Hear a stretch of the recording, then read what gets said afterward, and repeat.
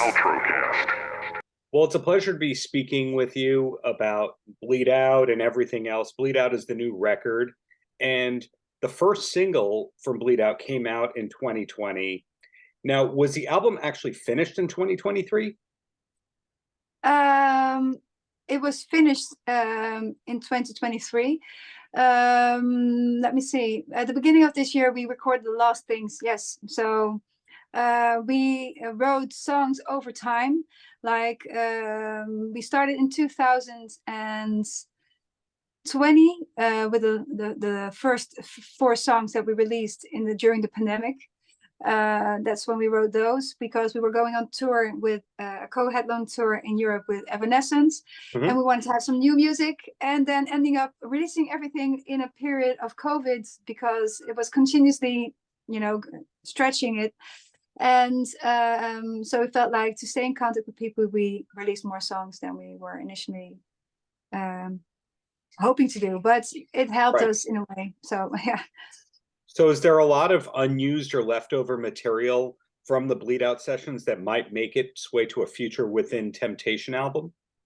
There is one song we didn't put on the album, which I really love, but sometimes, you have like one of these songs that you're really hoping is going to be like a real banger, and then turns out not the way you had hoped, or you think there's more potential to it. So we are hoping to put that on the next record, or maybe release it as a new single somewhere, maybe in the future. And it just needs a new, well, I love the chorus of it, but the rest of it should maybe be rewritten. And so it will change as a song, but I believe in the song very much, but there will be maybe a future for it. So does Within Temptation not finish songs if they don't like where it's going? I ask that because some people I speak with will write 60 songs and pare it down to 10. And other people say, well, if there's 10 songs on the album, that means we wrote 10 songs. No, we are in the first category. We write a lot, and then we have a lot of demos, and then we decide in the demo phase if we're going to finish them or not, or just throw them in the bin. And sometimes even songs that we thought like, they're cool, but then something still don't work out. It's something that you keep on the shelf, and then, okay, maybe if there's time, we'll try to rewrite it because there's potential. Well, I admire that Within Temptation not only makes great music that keeps getting more popular over time, but how open the band is to collaborating with other artists who are not, and I hate to use the term, but symphonic metal. You are not a symphonic metal band. It's such a limiting term. But working with Dave Pirner from Soul Asylum, yet also Corrupt, when did you kind of realize, hey, we should collaborate with everyone just as long as they're good? Well, what we always do when we write songs and we want a collaboration with someone because it will add something to the song, it's mostly because of musical reasons, not because, of course, the people that we ask, we admire them and we know they have a huge talent and everything, but it's more like it's all about the music for us. So if we think this person can add something to it and they're not known, we'll ask them as just as much as someone who's very known. Of course, it's nice to when they're known, but sometimes the perfect voice or perfect guitarist or something else that they play is in a different kind of genre, and we will do that anyway because anything that benefits the song is the first choice for us.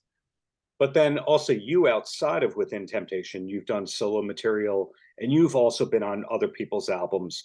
So are you regularly meeting people and they go, you should be on our album? You go, sure. And that's what happens? No, not really. It's like I actively sometimes approach people, like with Armin van Buuren, which is a dance DJ, of course.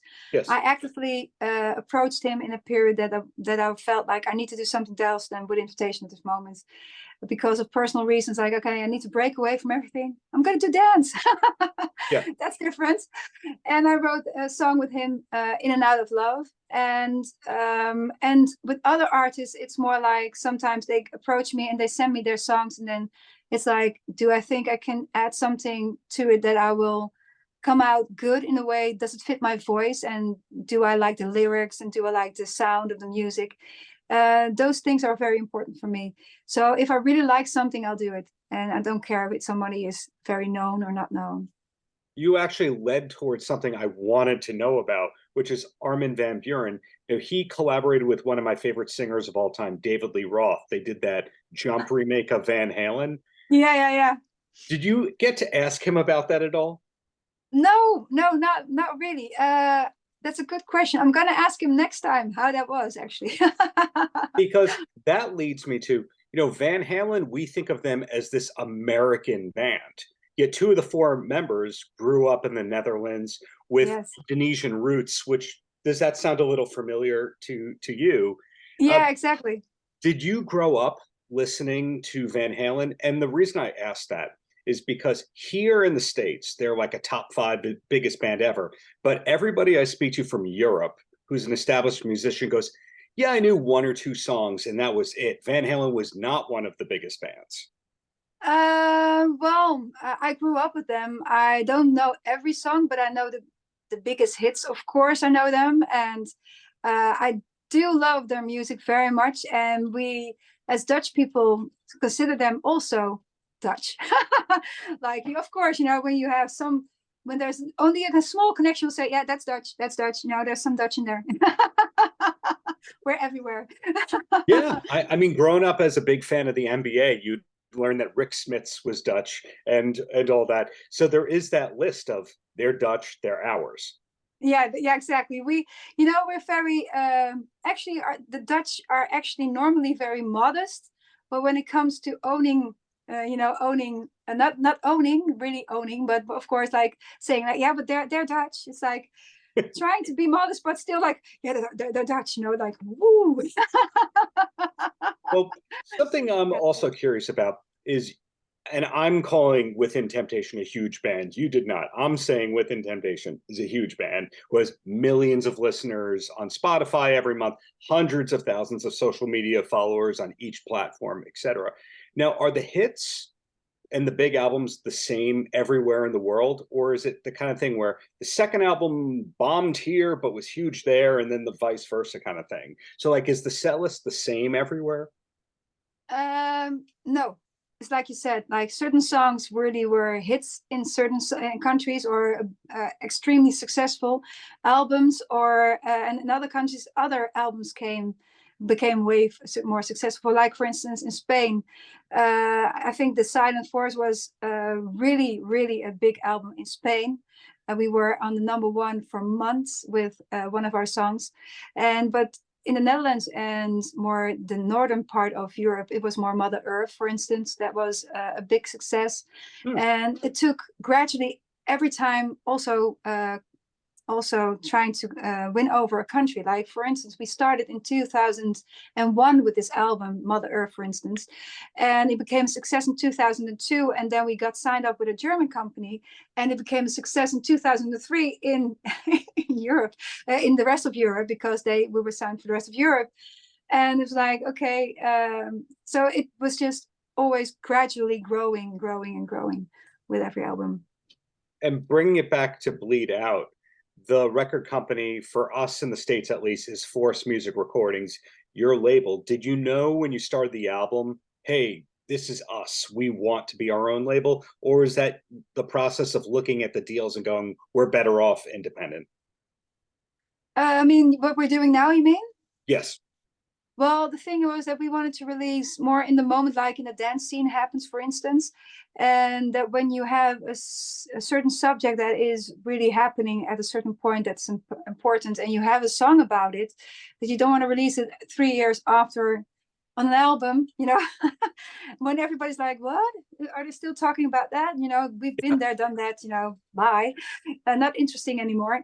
And you want to be, well, you wanted to be in the moment, and we weren't able to do that with the traditional record company. And they said, well, if you want to do that, we're not the right company for you. And we felt like, okay, then we're going to do it on our own. And they had the option to do another album, and they wanted to, and we wanted to do it as well. But because, well, we have a lot of respect for the latest one that we were working with, because they gave us our freedom back again to do to do it on our own, which I'm really happy about, because otherwise we would have been stuck in a situation we didn't want to be.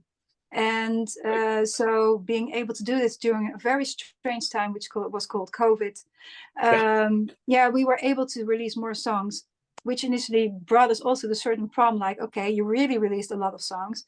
There needs to come an album at a certain point, or are we not going to do an album? We're just going to release singles. We didn't know. We were just trying out things in the moment, not thinking that the COVID would start, the pandemic would be that long and long lasting.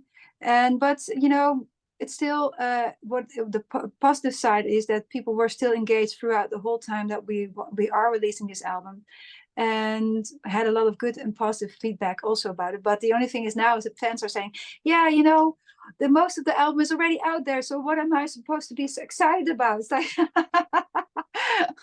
well, I can understand there were still some songs they didn't hear yet, and I just hope they will like that as well. It's like 4 songs or something. So yeah, and but I think it did help us in the time that we needed it for everyone. With the upcoming touring, are you going to be playing a lot of Bleed Out as part of the set list? I'm not sure yet, because we still need to figure out what we're going to do with the next tour.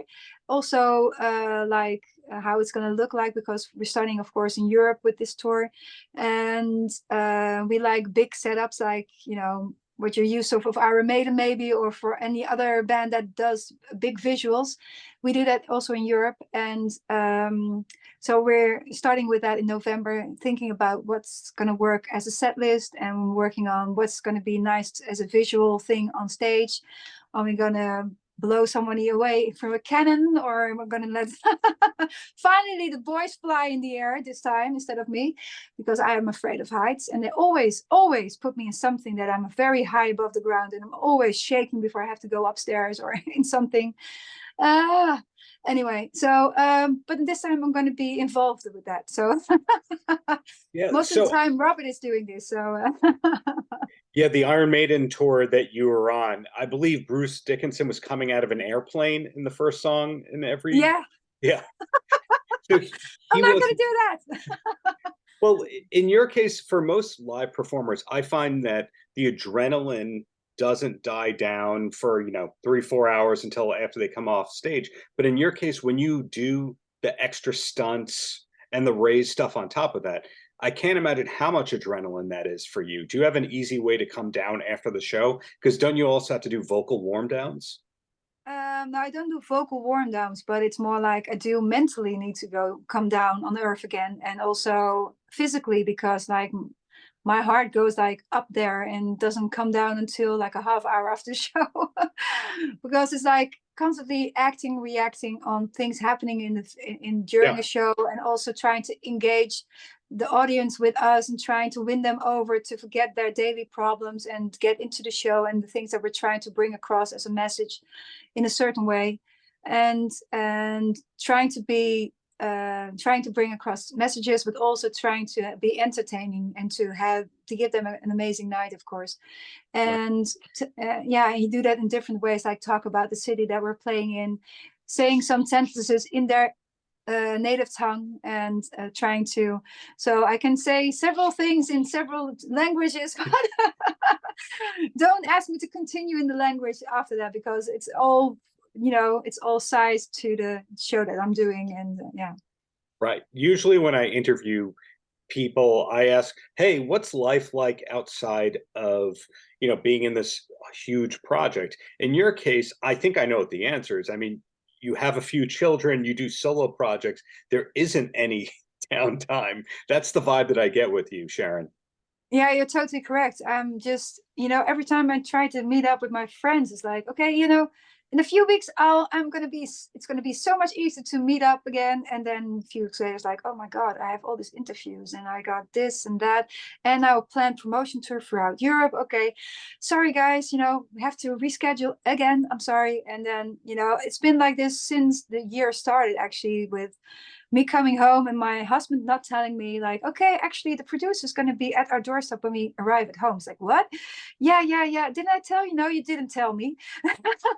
Yes, we're going to record already the songs that we've just written, that's so like the last time you were there. And Okay. I said, okay, well, we didn't finish the lyrics yet. So it's like, okay, overnight writing in the car, lyrics. Okay, what are we going to do? What do we had to have? And I was like, oh my God, how are we going to do this? And then, and how long is he come? Yes, he's going to come for 2 weeks. It's like 2 weeks.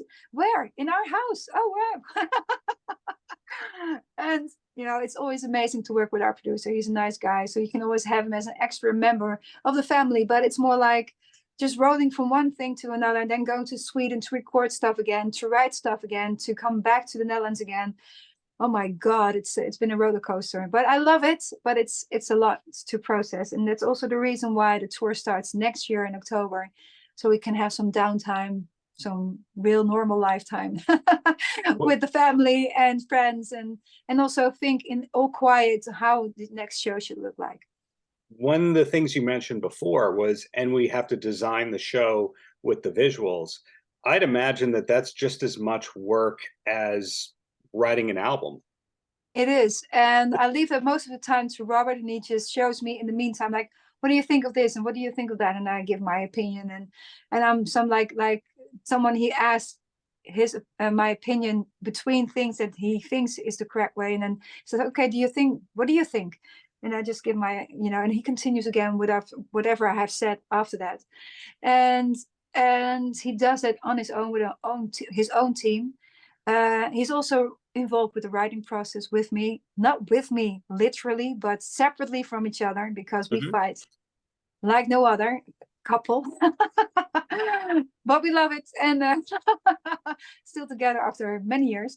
And but we can't work together in the same room when writing, actually. But it's more like, so he does this project, it's like a separate project from the writing process, and I get to do the other parts that are creative, like work with the videos, but also with what kind of clothes on stage, what kind of those kind of things, development of that. Yeah.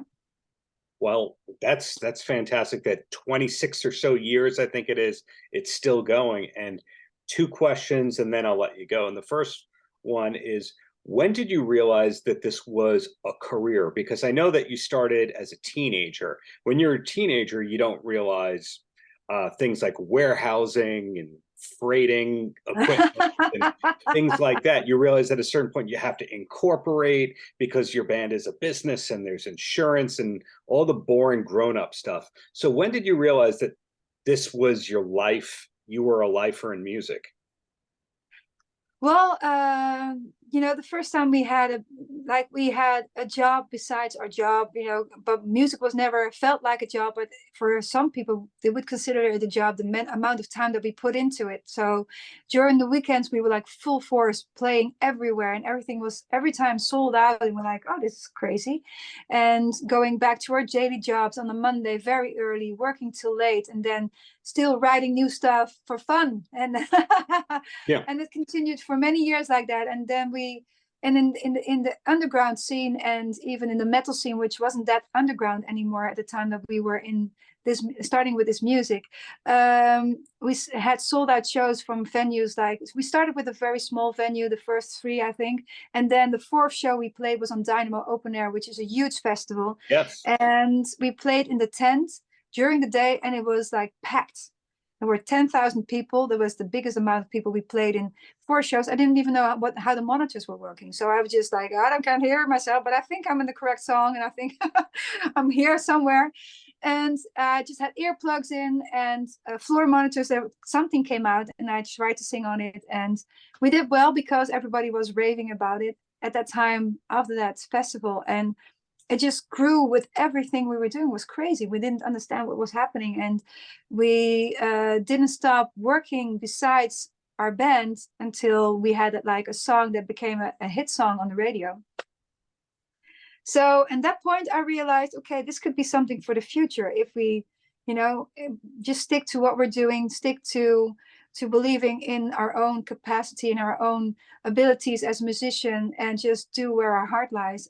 Maybe we'll make it in the end. Maybe we can do this for like full time, and our dream will come true, because this is the best job ever, to my opinion. Although I must have I could have done other things that I like as well, but I must say, this is the only one you get an applause for, so I guess it's the best job. The applause. Well, the last Yeah. question I have for you, and I like to find this out from singers. What is your position on karaoke? Do you hate karaoke as much as I do? I love karaoke. Especially songs I can't sing that are out of my range, and then sing as loud as possible and annoyingly as possible. I'm like, are you singing these? Actually, you're really sounding bad. I love So it. you're like an average pedestrian with karaoke, where you're the person who can sing but goes out of their way to sing the stuff that just seems like a good time. Yeah, I love it. And the best time when I did it was actually in Japan.